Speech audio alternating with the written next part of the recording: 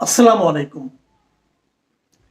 প্রিয় দর্শক, ঈদ মুবারক। সকলকে ঈদের শুভেচ্ছা জানিয়ে আজকের আলোচনাটা করছি। আমি গতকালকে প্রধান উপদেষ্টার ভাষণ নিয়ে তাৎক্ষণিক একটা প্রতিক্রিয়া দিয়েছিলাম এবং ঠিক ঈদের আগের দিন উনি যখন ভাষণ দিলেন, আমি অন্তত আমাকে প্রত্যাশা করেছিলাম সে ভাষণটা হবে ঈদ তো একটা আনন্দের ব্যাপার, ঈদ তো মানুষের মধ্যে, মুসলমানদের মধ্যে, কেবল মুসলমান বলি না, আমি সকল জাতির মধ্যে একটা ঐক্যের একটা উপাদান তৈরি করে। ঈদকে কেন্দ্র করে, যেমন আজকে দিন আমি বলি, অনেকে আমাকে ঈদ মোবারক পাঠিয়েছেন মেসেজে, হোয়াটসঅ্যাপে। এর মধ্যে অনেকে কিন্তু আছেন অমুসলিম। তো এটা কিন্তু আসলে সবাই এই দিনটাকে উপলক্ষ করে নিজেদের মধ্যে ঐক্যটাকে, নিজেদের মধ্যে সহমর্মিতাটাকে এটাকে প্রকাশ করে। তো আমিও সেরকম ভেবেছিলাম উনি এমন কিছু বলবেন যার মাধ্যমে আমাদের জাতীয় ঐক্যটা আরো দৃঢ় হয়, কিন্তু উনি করেছেন উল্টোটা। উনি এমন একটা কথা বলেছেন, এমন কিছু কথা বলেছেন যে কথাগুলোর মাধ্যমে উনি আমাদের জাতীয় জীবনে বিভেদটাকে আরো তীব্র করে তুলেছেন। এরই মধ্যে আমি সবসময় যে কথাটা বলি, যে জিনিসটা আমি আওয়ামী লীগ আমলে পুরো 15 বছর ধরে আমি বলে এসেছিলাম, যে আওয়ামী লীগ যে কাজটা করছে এটা ভয়ঙ্কর অন্যায় কাজ করছে। সেটা হলো দেশটাকে বিভক্ত করে দিচ্ছে, জাতিকে বিভক্ত করে দিচ্ছে।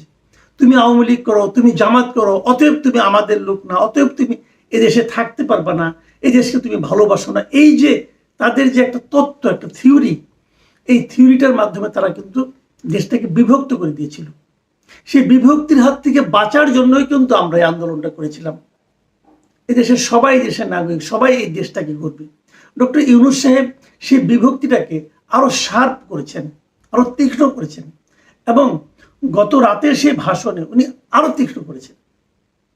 যেমন কতগুলি বিষয়, আমি নির্বাচনের ডেটটা নিয়ে পরে আসি, কতগুলি বিষয়, পোর্ট নিয়ে, মানবিক চ্যানেল নিয়ে, এ সমস্ত নিয়ে উনি যেভাবে আত্মপক্ষ সমর্থন করেছেন, এটা আমরা আগের সরকারের আমলে দেখেছি।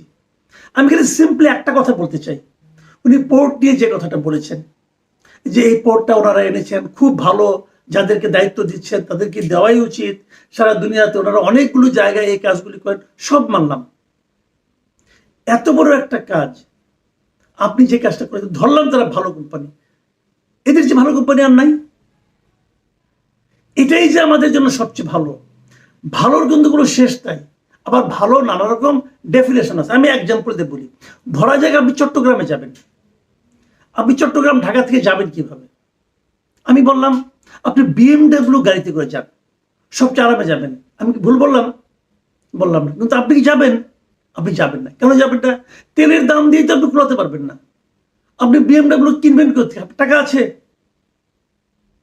পারবেন না তো, আপনাদের সেই সামর্থ্য নাই।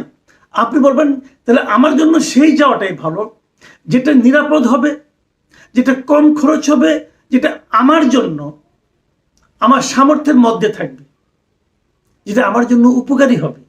আপনি তো সেটাই চাবেন, কারণ আপনাদের চট্টগ্রামে বারবার যেতে হবে, সেটা চাবেন, এটাই কিন্তু নিয়ম। তো আপনি যে বেস্ট কোম্পানিটাকে আনলেন, এটা কি কোনো আন্তর্জাতিক প্রতিযোগিতার মাধ্যমে আপনি ঠিক করেছেন? করেননি তো। আপনার কাছে মনে হয়েছে এটাই সবচেয়ে ভালো কোম্পানি, তাকে আমি কাজ দিব। ভাই, এটা তো আপনার ব্যক্তিগত কাজ নয়, এটা তো একটা রাষ্ট্রের কাজ। আপনাকে নিয়মের মধ্যে চলতে হবে, আপনি চাইলেই পারেন না। আপনার আমার চয়েস তো এক হবে না। আরেকটা উদাহরণ দিয়ে বলি, আপনি ফতুয়া পড়েন, আপনি গ্রামীণ চেক পড়েন, আমি তো গ্রামীণ চেক করি না, কারণ আমার আর আপনার রুচি তো এক না। এদেশের 98% না 99% লোক গ্রামীণ চেক পড়ে না। এখন তাদের রুচি আপনার রুচি এক না বলে কি তাদের রুচিটা খারাপ আপনারটা ভালো, অথবা আপনারটা খারাপ তাদেরটা ভালো বলা যাবে? বলা যাবে না। রুচি এক একজনের এক এক রকম, সবগুলো মিলেই কিন্তু একটা ঐক্য করে তুলতে হবে। আপনার পছন্দ হলো, এটা নিয়ে আলোচনা করলাম আমরা, অতএব আপনি বলেন এদেরকে প্রতিহত করতে হবে। আপনার ভাষাটা কি ছিল? ভয়ঙ্কর ভাষা আপনার। আপনি কি বলেছেন? যে আপনি বলেছেন আমি দেশবাসীর প্রতি আহ্বান জানাই, আপনারা নিজেদেরকে ভিত্তিহীন বিরোধিতা এবং অপপ্রচারের শিকার হতে দেবেন না। অন্তর্বর্তীকালীন সরকারের বন্দর ব্যবস্থাপনার উদ্যোগে আপনাদের দৃঢ় সমর্থন অব্যাহত রাখুন। যারা বিরোধিতা করছে তাদেরকে প্রতিহত করুন। এটা আপনি বলতে পারেন? এটা বিরোধিতা কে করে নাই?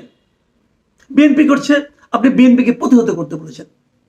আর্মি করেছে, আপনি আর্মিকে প্রতিহত করতে বলেছেন। আপনি জনগণকে বিএনপি এবং আর্মির বিরুদ্ধে লেলিয়ে দিয়েছেন।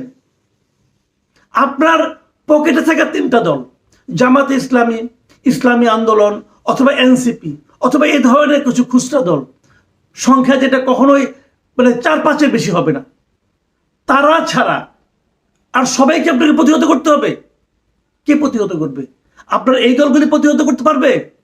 আপনি তো দেশে একটু যুদ্ধ বাঁধিয়ে দিচ্ছেন। আপনার এক উপদেষ্টা বলেছিল মাহফুজ আলম যে গৃহযুদ্ধ হবে দেশে। আপনি তো গৃহযুদ্ধ বাঁধিয়ে দিচ্ছেন না ভাই। আপনাকে কি গৃহযুদ্ধ বাঁধানোর জন্য বসানো হয়েছে এখানে? এটা করছেন নাকি আপনি? দেখুন, ইলেকশনের ডেট নিয়ে এপ্রিল মাস, আজকে আমি তো সবগুলি পত্রিকা অনলাইনগুলি দেখলাম। আজকে কে কি বলেছে? আপনার সমর্থনে কে আছে বলেন? এক, দেখলাম জামাতে ইসলামকে, তারা আপনাকে সমর্থন দিয়েছে। এনসিপিকে দেখলাম, এনসিপি তো আবার অন্যভাবে, তাদের আবার শর্ত আছে। শর্তটা কি? যে জুলাই যে ডিক্লারেশন সেটা আগে দিতে হবে, দেওয়ার পর যদি হয় তাহলে হবে। মানে শর্ত দিয়ে আরেকটা দিয়েছে, এই ইলেকশন কমিশনকে চেঞ্জ করতে হবে। কেন ইলেকশন কমিশন চেঞ্জ করতে হবে? তারা তো ইলেকশনই যাবে না। আরে বাবা, তোমার তো এখনো নিবন্ধনই হয় নাই। যে দল এখনো নিবন্ধনই পায় নাই সে থ্রেট করছে আমি ইলেকশনে যাব না। মানে তারা ধরেই নিয়েছে নিবন্ধন পাওয়া না পাওয়াটা ওই যে মামার হাতে মোয়ার মতো আর কি, চাইলাম আর পেয়ে যাব। এই আত্মবিশ্বাসটা তাদের কোত্থেকে আসে? আপনি দিয়েছেন, আপনি ডক্টর ইউনূস দিয়েছেন। আর এই মেরুদণ্ড হন ইলেকশন কমিশন, তাদের কোনো মেরুদণ্ড নাই। এরাও জানে যে এই এনসিপি ধমক দেয় আমাকে কালকের মধ্যে দাও, তারা কালকের মধ্যে সুরসুর করে দিয়ে দিবে। এই তো করবে, এই তো করবে। তারা বলেছে নীতিগতভাবে তারা জামাতকে দাঁড়িপাল্লা দিবে, অথচ যে 75টা প্রতীক আছে তার মধ্যে তো দাঁড়িপাল্লা নাই। কোথায় দিবেন আপনি? তার মানে আপনি প্রতীকের জায়গায় দাঁড়িপাল্লাকে নতুন করে অ্যাড করবেন, অ্যাড করে তারপরে দিবেন। আপনি তো বলতে পারতেন ওইভাবে টেকনিক্যালি যে আমরা দেখবো যদি আমাদের প্রতীকের মধ্যে থাকে তাহলে দিব, আমরা এর মধ্যে প্রতীক কিছু অ্যাড করবো, এগুলো বলতে পারতেন। আপনি আগে নীতিগতভাবে সম্মত হয়ে গেছেন, তো বোঝাই তো যায় যে মেরুদণ্ড কি। তো এদের মধ্যে কিন্তু এনসিপির দাবিটা আছে, তারা এই নির্বাচন কমিশন চায় না। তার মানে কি? তার মানে শেষ দিকে যে তারা কিন্তু আবার নির্বাচন কমিশন বদল করার দাবি তুলবে এবং ইউনূস সাহেব সেটা সুর করে মেনে নেবে। অর্থটা হচ্ছে, আপনি যে এপ্রিলের ডেটটা দিলেন, আমি আজকে দেখলাম তো যে আপনার মির্জা ফখরুল ইসলাম আলমগীর, আমির খসরু মাহমুদ চৌধুরী, বিএনপি, তারপরে নুরুল হক নূর, এরা কে কি বলেছে? সবাই তো আপনার বিরোধিতা করেছে, সবাই তো আপনার বিরোধিতা করেছে। অনেকে বলছেন, আমাকে অনেকে ব্যক্তিগতভাবে আমি গতকালকে যে আইটেমটা করেছিলাম তার নিচে অনেকে কমেন্টে লিখেছেন যে আগে এটাকে আমরা গেলে বলছি একটা রোড ম্যাপ দিলে হলো, এখন রোড ম্যাপ দিয়েছে তাও আমাদের সন্তুষ্ট হচ্ছে না কেন, এগুলি বলেছে। ভাই ঘটনাটা তা নয়। রোড ম্যাপ ওনার কাছে চাওয়া হয়েছে কেন? যে উনি পরিবর্তন কবে করতে চান তার আলোকে আমরা আলোচনা করব। উনি যখন বলেন যে ডিসেম্বর থেকে জুনের মধ্যে ইলেকশন হবে, তখন তো ডিসেম্বরটাও থাকে আলোচনার মধ্যে, থাকে না? ডিসেম্বরে হলে এক আলোচনা, ডিসেম্বরে না হলে আরেক আলোচনা। কারণ এপ্রিলে প্র্যাকটিক্যালি সম্ভব না। আমি কারণটা আবার একটু ব্যাখ্যা করি কেন সম্ভব না। ফেব্রুয়ারির মাঝামাঝি রমজান শুরু হবে, রমজান চলবে 1 মাস, মার্চের মাঝামাঝি পর্যন্ত রমজান থাকবে, তারপরে ঈদ শুরু হবে, ঈদের আমেজ শেষ হওয়ার পরপরই এসএসসি পরীক্ষা শুরু হবে, তারপরে এইচএসসি পরীক্ষা শুরু হবে। এপ্রিলে যখন নির্বাচনটা করবেন তখন এই পাবলিক পরীক্ষাগুলো চলতে থাকবে, যেটা এই বছরও চলেছে। আপনাদের তো পোলাপানের শিক্ষা দীক্ষা নিয়ে কোনো খেয়াল নাই, পাত্তা তো আপনাদের কাছে শিক্ষা তো কোনো বিষয় না রে ভাই। আপনারা কি করতে পারছেন আল্লাহ জানে। এই যে একটা জেনারেশন, একটা প্রজন্ম লেখাপড়া থেকে এখন বঞ্চিত হচ্ছে, লেখাপড়া দিকে মন দিচ্ছে না, খেয়াল আছে কেন আপনাদের?